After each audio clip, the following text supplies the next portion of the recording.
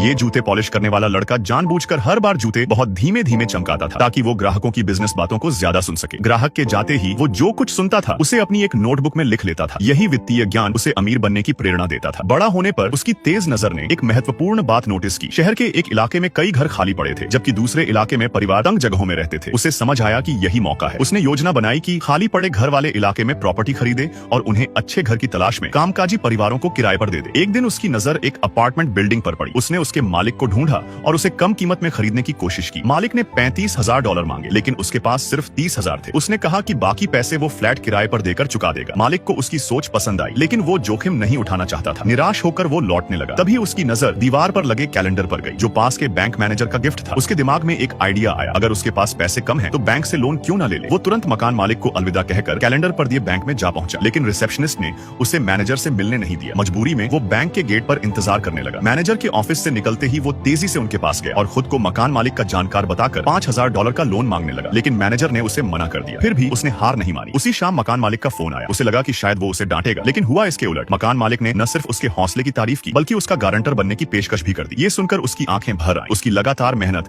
आखिर रंग लाई। प्रॉपर्टी उपलब्ध होते ही पहले ही दिन उसने उसे एक ऐसी महिला को किराए पर दे दिया जिसे घर की आवश्यकता थी। ठीक जैसा उसने सोचा था, मांग उम्मीद से ज्यादा थी। उसने जल्दी ही बाकी पैसे भी मालिक को लौटा दिए और अपना वादा निभाया। लेकिन जिंदगी हमेशा आसान नहीं होती। जब उसने बिजनेस बढ़ाने के लिए फिर से बैंक जाकर लोन मांगा, तब भी मैनेजर उससे मिलने से बचता रहा। परेशान मगर अड़ेग उसने चारों ओर देखा और नोटिस किया कि उसी ऑफिस बिल्डिंग में 7 बैंक हैं। फिर उसके मन में एक साहसी विचार आया, अगर वही बिल्डिंग उसकी हो तो फिर बैंकें उसे मना नहीं कर पाएंगी और मालिक होने के नाते वो फाइनेंस के बारे में और भी सीख सकता था। उसने एक कंस्ट्रक्शन वर्कर को ढूंढा, उसे अच्छे कपड़े पहनाए और बिल्डिंग के मालिक से बात करने भेजा। रात में वो खुद बैंक बिल्डिंग पर गया, सारे जरूरी आंकड़े जुटाए और कंस्ट्रक्शन वर्कर को याद करवा दिए। बिल्डिंग की असली कीमत $24 लाख थी, लेकिन उसके गणित और तैयारी की वजह से वह उसे $15 लाख में आसानी से खरीदने में सफल रहा। इसके बाद सब बदल गया। बैंकिंग अब उसका सम्मान करने लगी। बिल्डिंग का मालिक होने के कारण उसे आसानी से लोन भी मिल जाता था। स्थिर फंडिंग से उसका रियल एस्टेट साम्राज्य तेजी से फैलने लगा। अपने शिखर पर वो 170 प्रॉपर्टी का मालिक था और यहाँ तक कि उपराष्ट्रपति संघ तस्वीर भी खिंचवाई। उसने सच में अपना बचपन का सपना पूरा कर लिया।